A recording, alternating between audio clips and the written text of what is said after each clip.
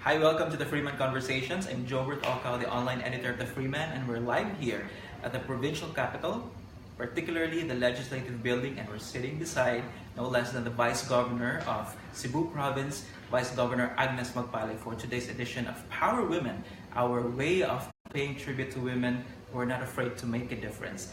Hello, Vice. Thank you very much for... Hello. Hello, Jobert. Thank you very much for accepting our invitation. My pleasure, my pleasure. And Happy Women's Month to you. Thank you, and Happy Women's Month to all the women out there. Yes, and to us also, the men, to all of us. Before we begin, your message to the Cebuanos. Can I say it in Binisay? Of course, yes. Mayong buntag, kanatong tanan. Magpasalamat ko sa higayon nga gihatag kanato sa Freeman, because indeed this is Women's Month, to let the people know what we at the Capitol are doing for our women. Thank you very much, Jobert, for that opportunity. You're welcome. You're very welcome. And of course, the honor is ours to have you here. This is a series of interviews with women who are not afraid to make a difference. And before we talk about the initiatives of the provincial government, let's go back memory lane, walk down memory lane. I'd like to revisit the early days of your career in politics. What made you decide to go into public service? Actually, I was in public service at a very young age. I say young because I was 28. I was a young mother and a young wife. Way back, like I said, I was 28 years old. I started as Vice Mayor of Danao City. I must admit that I had the most fulfilling 7 years or 8 years of my life when I was serving my city. You were born in Danao. I was born in Danao, raised partly there, but I went to school here in St. Teresa's and then left for Manila, left for the States, but the heart never really left Danao. So, but like I said, I was a young mother, and I thought my priority really then was my family.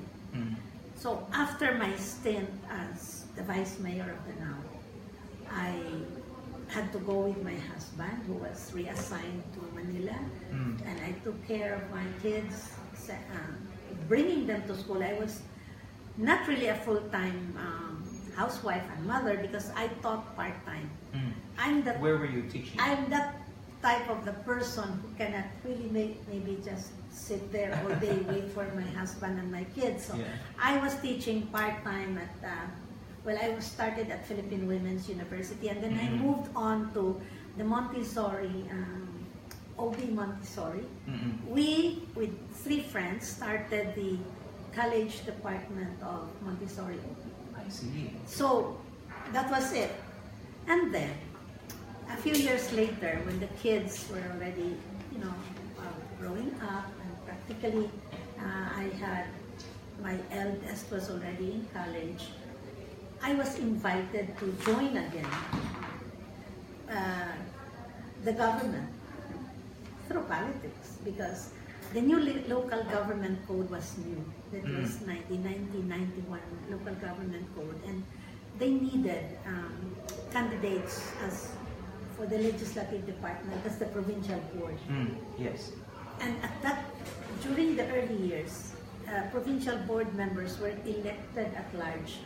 But this time, under the new local government code, provincial board members were elected by district. And my cousin, who was then the congressman of the 5th District, invited me to come back and be the lone representative, by election of course, the lone representative of the 5th District. Well, I thought, like I told you, I had a pleasant experience with serving Danao. Plus, I could not say no at that time to this cousin of mine. I owed him a lot. And I tell him every time, the only reason why I could have said no, I was on my way to enroll for my doctoral in UP. But I told him, I cannot say no. So when he told me to run, my husband said, okay, You file your certificate of candidacy, you will not, I don't think you will win. Your husband told you that? Because I was away for 13 years. Okay. Remember, between my stint as the vice mayor of Danao and the time of, the elections for the provincial board, there was some 13 years in between. And that's why my husband said, you won't win anyway. So he thought people might have forgotten. People might have forgotten you, you've been away for...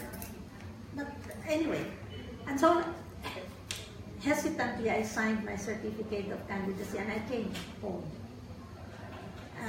So that's the beginning of my stint as a provincial Board official. member. Then, when I ran the first time, of course it was really a hurdle because true enough, I had to reintroduce myself to remind them that I am Agnes Almendras. I was born here, I live here, and luckily I made it, and with a very slim margin, something like 3,800 for a district elections. Then I started serving my district, and I remember the first time I went to, when we were campaigning, first time I visited Camotes Island, first time I visited Bourbon, I wrote my husband. There was no cell phone then. Yes. Around what year was this? 1991. 1991, okay. I called him and I wrote him, I said, guess what? I want to win. I want to win. I saw the potential. There are so many things I want to do. So maybe there was this innate craving for public service, really. And it's self-serving, of course, no? But I think, I can honestly feel, because when I told him I wanted to win. Remember what he said, you're not going to win anyway. Yes. And so it was. So after my... So your family stayed behind in Manila? In Manila. That's why I had to go back and forth. And that's why on election day, my husband came in. He was a judge in Quezon City. And he said, I want to go around the precincts. That was after the precincts closed at 6 o'clock, 7 o'clock. He went around. And he said, he came back and he said, guess what? You're leading in all the precincts of Danao City. You might win. And the lawyer who was with him said, and what's the problem? Because she promised the people that if she wins, she will stay. So that's going to be a problem for me. So that's it. And ever since, I really stayed. I stayed. So life had been,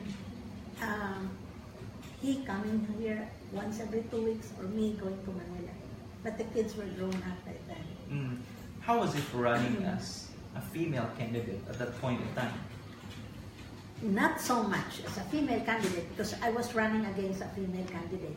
But after election, when I sat as the lone representative of the district, I discovered that there was not even a committee on women in the Sangguniang Panlalawigan. But were you the only woman in I was the only woman provincial at that board? time. Yes, at that time. This was 1992. And I said, how come there is no committee on women? Can we add this to the other committees? There was a committee on budget and appropriations, of course, right. Ways and Means, agriculture, etc., etc. And then I still remember with clarity when one provincial board member said, there's no need for that. You're here anyway. And I said, what if there's no woman legislator elected in the future? So we have to institutionalize this. And then so many sessions after, somebody said, okay, great. We don't have a committee on the elderly. We don't have a committee on the PWDs. Why don't we just lump this? Committee on women, the elderly, and the PWDs. And I had a violent reaction and I said, no, I have nothing against the elderly. I will soon join that rank. But anyway, I have so many plans for the Committee on Women. I knew I wanted to do something. It was not easy because, we vote for all these things. Yes. Just to set up a committee on women in the provincial board was not easy.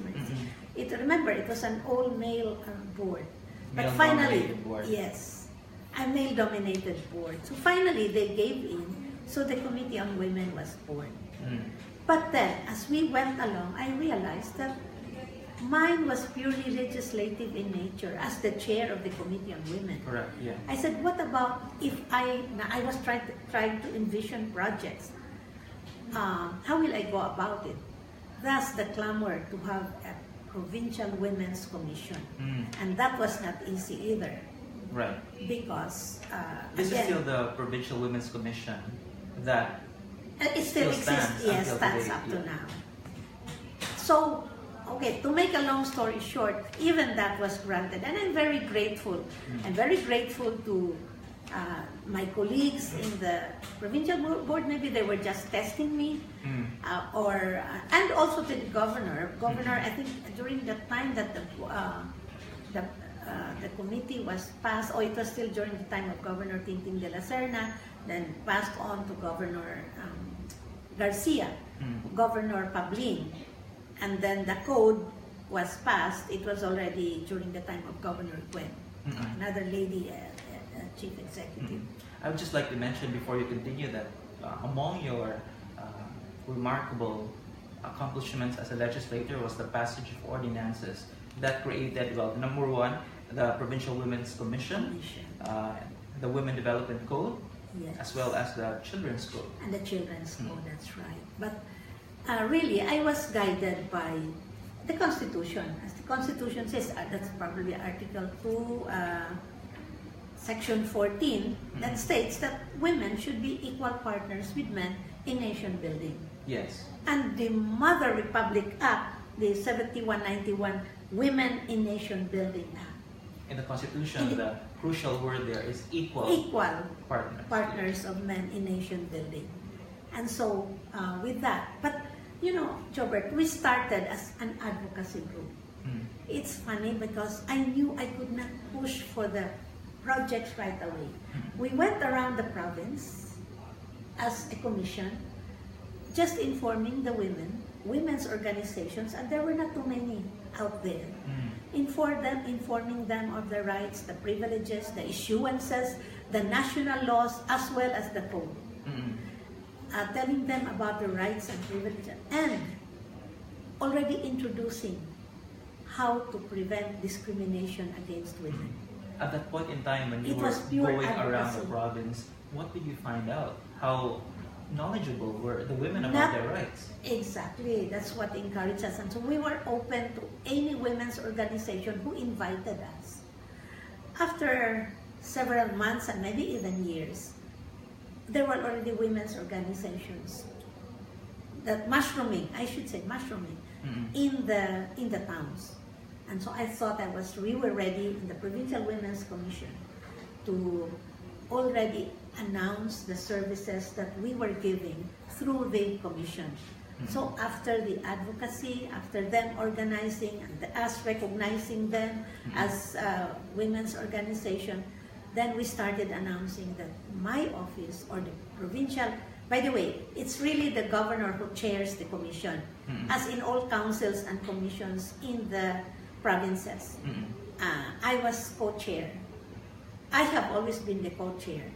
And so after that, we announced that we are now opening services. What are these services?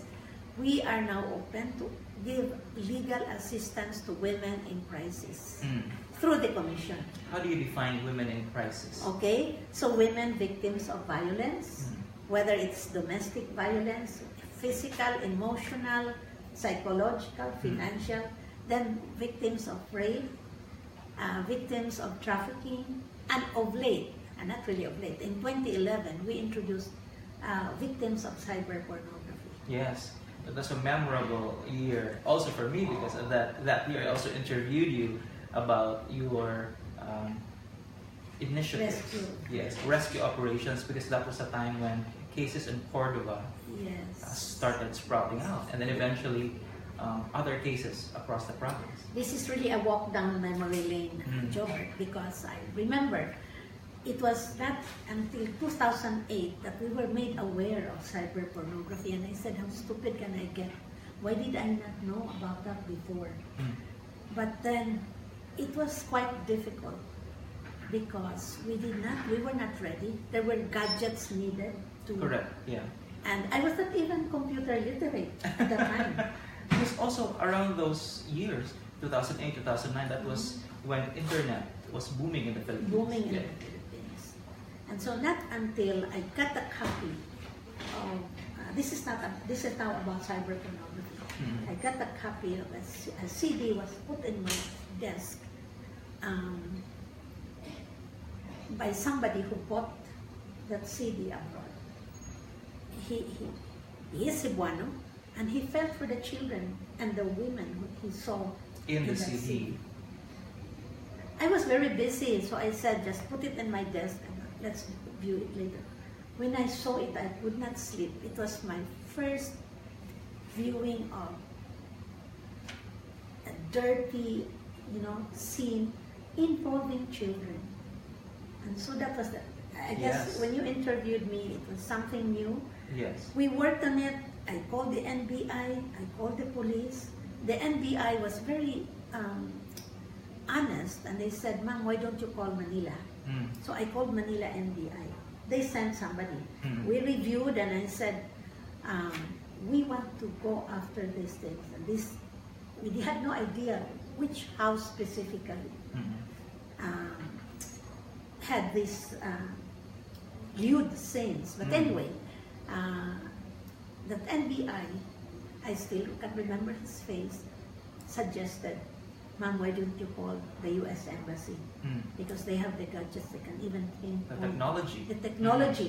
We're more advanced. So I called the U.S. Embassy, and the U.S. Embassy sent us the first, there were, I think, 3 or 4 operatives from Homeland Security. And that was the first successful rescue operation we had. It was as simple as jamming. Signal, cell phone signal, yeah. Because with our first attempt, by the time we got there, everybody knew that we were there to rescue children.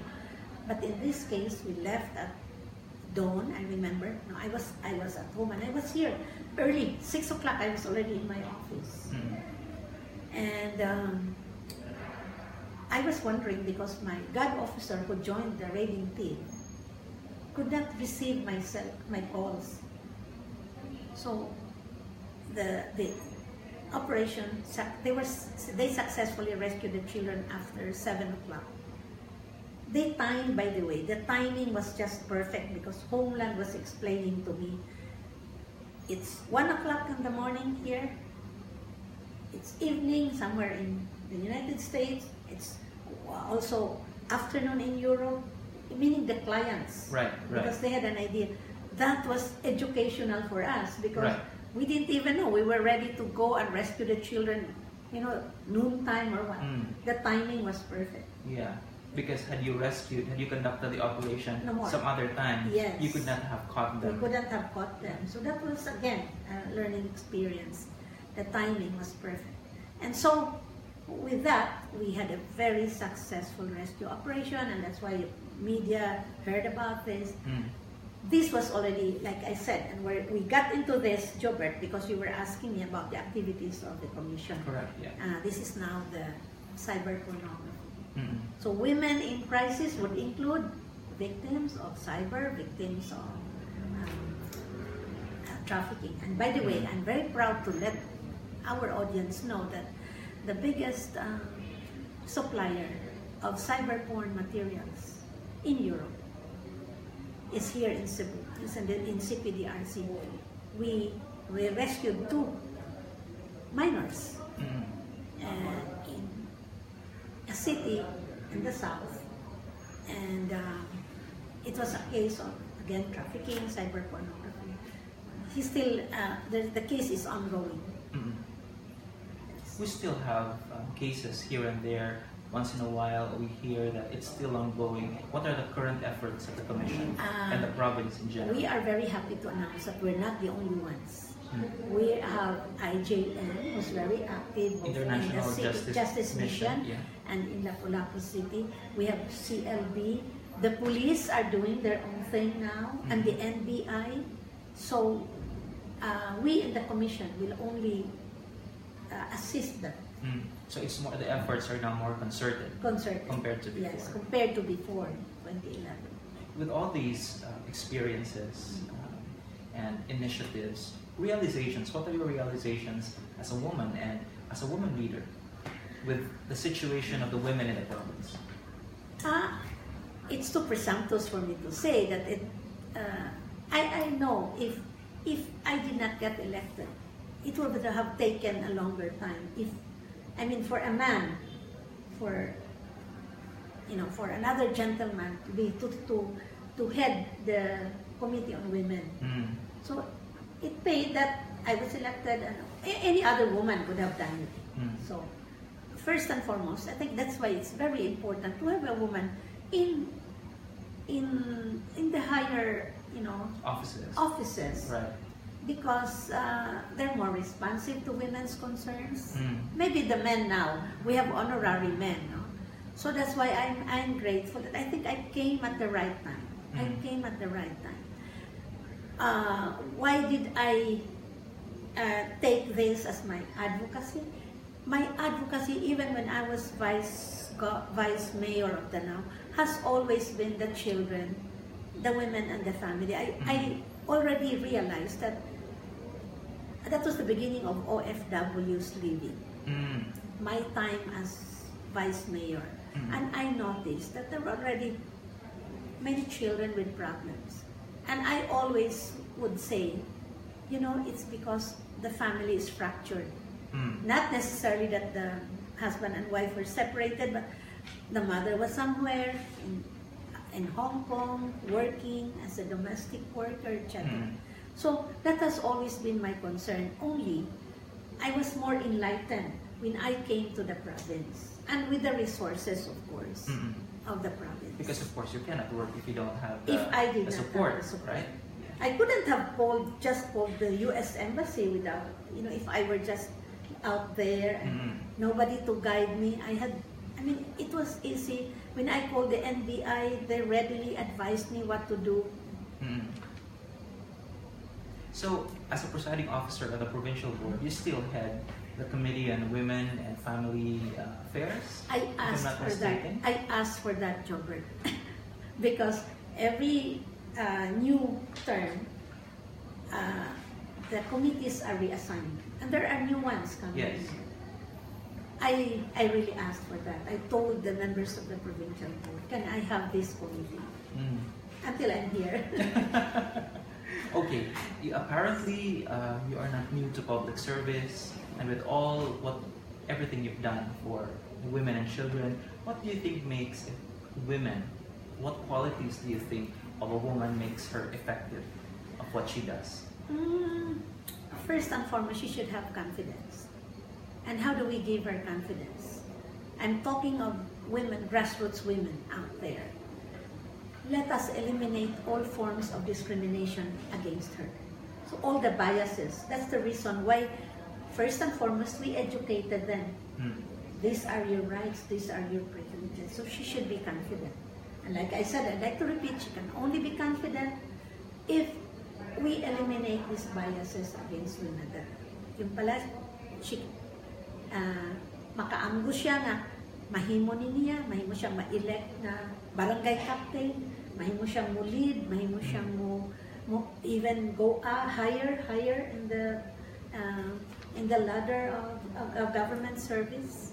So first and foremost, then let us equip her with the knowledge, and let's hone her capabilities. And seminars and workshops we have been doing to equip these women. Like last year, Jobert, I had an idea. I asked Commissioner Rowena Guanzon to come over and bring some speakers. And not last year, before the 2016 elections. And I told her that I had this idea of gathering women who were about to file their certificates of candidacy, and even those who were not, to entice them to run as councilors, barangay captains, mayors, and even provincial board members. So that's what we did last year. So again, let us equip the women so they will have more confidence. Let us capacitate them. What was the response last year when you gathered? Fantastic. There were many. We had 2 batches. In fact, there is a request now for me to repeat the exercise in 2019 before the elections in 2019. And are you going to do that? I probably will do that. And I will still be around. With, well, times have changed actually, but what challenges do women still face today, despite all these things empowering them? I think it's the role that has been assigned to women. Do you remember when I said I stopped I did not run anymore, no re-election for me for vice mayor, because I had a young family and I prioritized, I had to take care of them. So I think it's the role assigned to us. That is more of a challenge because a woman, yes, we have a woman barangay captain, but when she goes home, she still has to wash the clothes, still cook for the husband, and then when the kids get sick, she still has to attend to that. So sharing of household chores is now being encouraged, and I think the millennials are doing a great job, because my own son, like I told him, your dad never changed a diaper, never knew how to do that, but my son now, he does. So it helps that the millennials are really aware of that, but still, there are still conservative families. Yeah. That's why I said that is still a deterrent. In a still largely patriarchal community like the Philippines, how do we encourage women to be unafraid and to speak their minds, assert their rights, so to speak? I will give you an example. The grassroots women now are coming to us. It's not the case that there are more cases of domestic violence, but because they know where to go, they know that people are willing to help, or government officials are willing to help them, and they know that there are laws that protect them. Now they're coming, can I have a barangay protection order? They're aware of that. Ma'am, magpakuha ng barangay protection order, etc. Because you said, how do we make the women strong para di sila mahadlok na? Yes. I think that's one step, being aware where to go. And amay mo lang sa kunila, don't overdo it. Kay kami baya pa. Sometimes mag-away lang sa niya. Manimaos bitaw na may mga babae mo, arin na mo nga, manimaos lang sila sa ilang bana. Yeah. So, but we investigate. We have a very good background checking. Before we accept cases, we do our own background check. But I'll go back to your question, Jobert, when you said, how do we do that? Just being aware that government is there for them, that will strengthen them. That is actually, I remember, that echoes the statement of Cebu City Councilor Margot Ospeña yesterday. Because she pointed out that even if we encourage women to speak, if government, for example, does not listen, then it will not go anywhere. Correct. So it's important, the response of government is as equally important as people giving their voice. And the provincial government, by the way, in addition to doing rescue operations, providing legal assistance, we just finished building our Women and Children Development Center in Sudlon. And you should see it. It's a beautiful bungalows, the kansila, where women temporarily can stay while undergoing counseling, whatever. And it has a skills training center that will soon cater to these women. If they stay for months, they will undergo skills training. Is this all funded by the province? Provincial government. How long can, for example, a woman stay, for example? It depends. We have now 7 or 8. The social worker just reported to me, for as long as the need, kasi case-to-case man ang need. Just like our CICL house in Consolacion, which is again funded by the provincial government. We have children there. In fact, karon, Enero, I just got the report. There are 17 new, residents. No? These are children 17 years below but above 11 who committed heinous crimes, and they cannot be tried. Correct. Yeah. So they are with us. The center, which was given to us by JPIC, can accommodate 33 to 35. they stay there for a maximum of 1 year, which we feel is enough rehabilitation period. Although I have my doubts with cases of murder. No? Right now, of the 17 na bagong isod, upat murder and upat rape.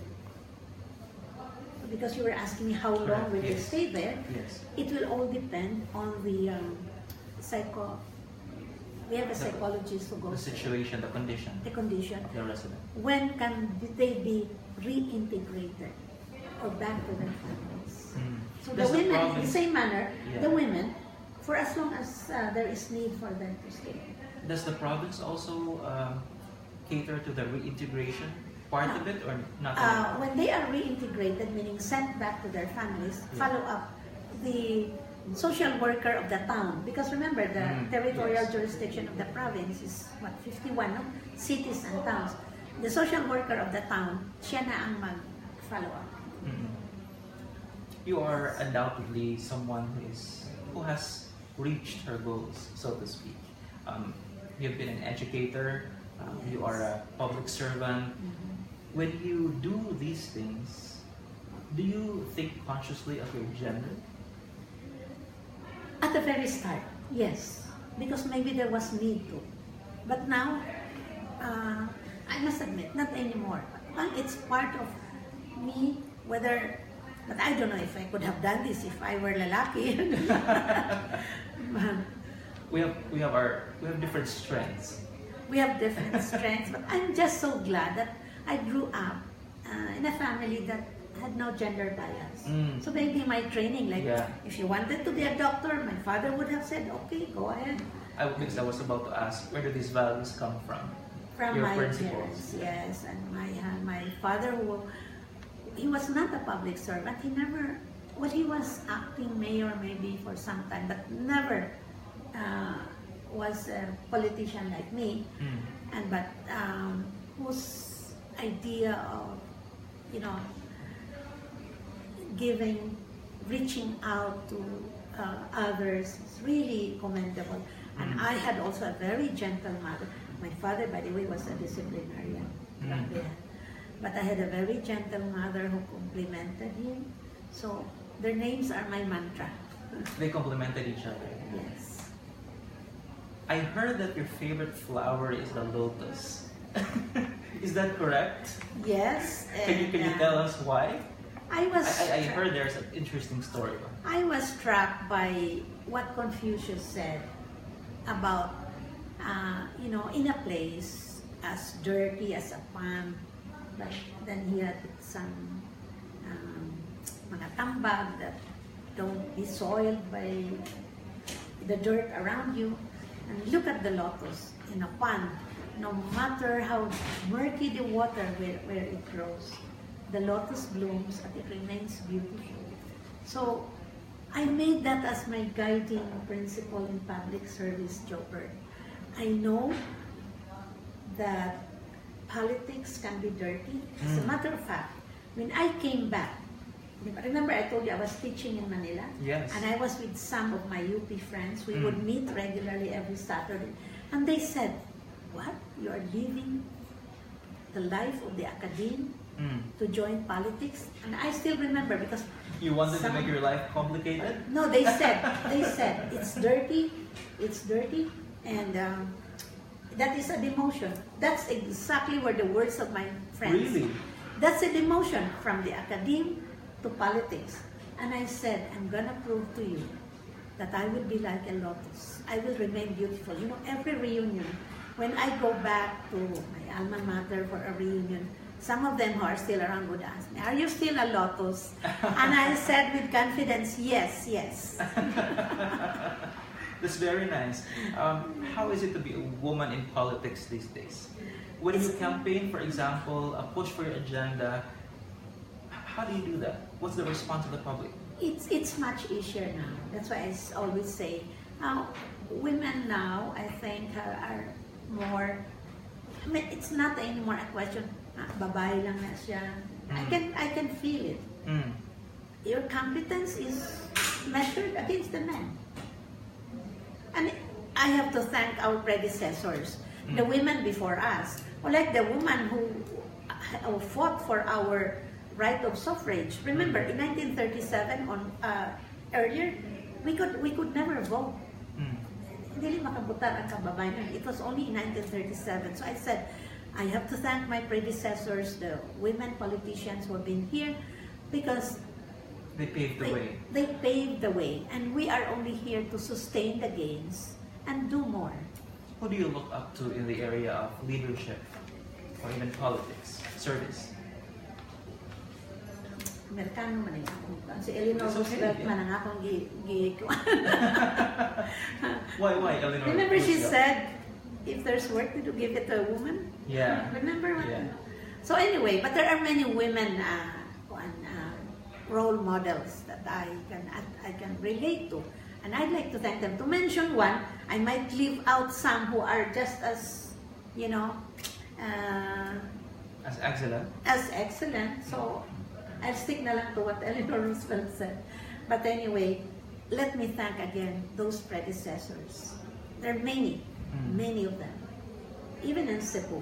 Yeah. Do you think the world has made it easier for women these days? Yes. The International Convention on the Rights of Women made us aware, and there were many. The Beijing conference. So yes, you are not talking about the old world. Yes. And we rank, I think, number 7 as far as empowered women are concerned. In the and Philippines, we're very proud. Yeah. In the Philippines, for one, the World Economic Forum reported that the gender gap as far as education is concerned is now very small in the Philippines. Very small. And I always cite as an example my own alma mater, the University of the Philippines. Before, for a woman to enter the College of Medicine, you have to have a higher grade. Really? Yes. Than the men? Yes, and this was even in the 60s when I was there. You have to have a higher grade. Why was that? Son, maminyo lang na, usik lang. In UP you are all scholars, diba? Something like that. I see. Even, okay, this I have to mention. Our own country club here. You're familiar with the country club? In the early, maybe that was 50s. But my mother used to tell me, the women were not allowed to sit in the veranda. I see. And then there were many, the Rotary Club, remember, the Rotarians were all men, and the women were only Rotarians to assist them in whatever social civic activities. Now we have women Rotarians. Yes.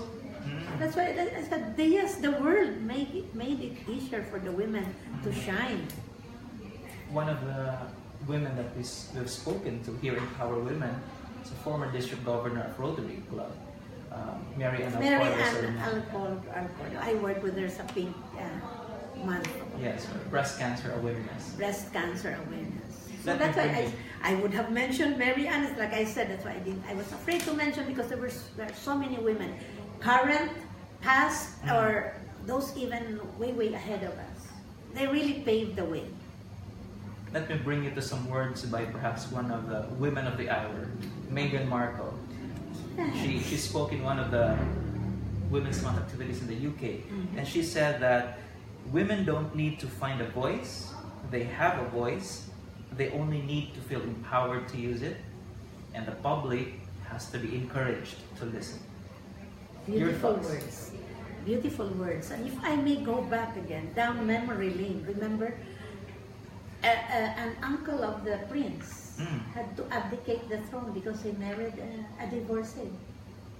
And Merkel herself, I think, is a divorcee. But look where she is now. She's about to be married. So the biases are really starting to fade. But still, we have work to do. Yes. We have work to do, especially in the grassroots. Right. That's why one of my projects now is the empowerment of women through skills training. We teach them. Just yesterday, my team was in a mountain barangay in Danao. We teach them cookery, making of soaps, candles, etc. Little things that will empower them, make them earn a little bit to assist the husbands. Make them feel important. Make them feel important. And our sub-theme for the Women's Congress that was held last August 14 was through cooperatives. We make chains work for women. We are introducing to them the idea of cooperativism, getting together women's cooperatives, so the better for us to monitor them and to give them financial assistance. So, and again, going back to grassroots women, this time not as an advocacy, just lecturing to them, but already teaching them, capacitating them through otherness. This is a part of the Women Empowerment Project of the Provincial Women's Commission. Vice Governor, we wish you the very best of luck, but we will not let you go unless your message to the women of the province and to the men as well. Oh yes, thank you. I would like to thank Governor Junjun Davide because he should be an honorary woman. I've been asking for that. I've been asking for that Women Development Center for the longest time, and it only saw fruition during his term. It's now open. And so again, thank you for the generosity, Governor, because I have the scholarship. You probably heard of the Paglaom scholarship that we have. This is worth 11 million and is giving us more. And this is very well managed, I assure you, Bob. And the other budgetary requirements that we need to make possible, to make functional the Provincial Women's Commission. And to the women out there, you know where to go when you are in crisis, when you are in distress, whether it's only for a psychological rehabilitation or physical, whatever, you know where to go. Your Provincial Women's Commission is here for you. Okay, I need to ask this. 2019 is coming up, 2022 is just around the corner. You may not be running again, but will you still be active in women's, in the commission, for example? Will the fight continue, even beyond the office? Oh yes, I am committed, but it will all depend. I will not have the resources of the office anymore, and but I can still function, and I would like to assure the Cebuanos that in the deepest chamber of my heart, I will continue my advocacy to empower women. Vice Governor Agnes Magpale, thank you very much for speaking with us today. Thank you very much for having us here in your office. And to all of you watching us, we just had Vice Governor Agnes Magpale for Power Women, our way of paying tribute to women who are not afraid to make a difference. And please continue to watch our other episodes of Power Women here on the Freeman Conversations. Thank you very much. I'm Jobert Ogao, online editor of the Freeman. We'll say goodbye for now. Until next time.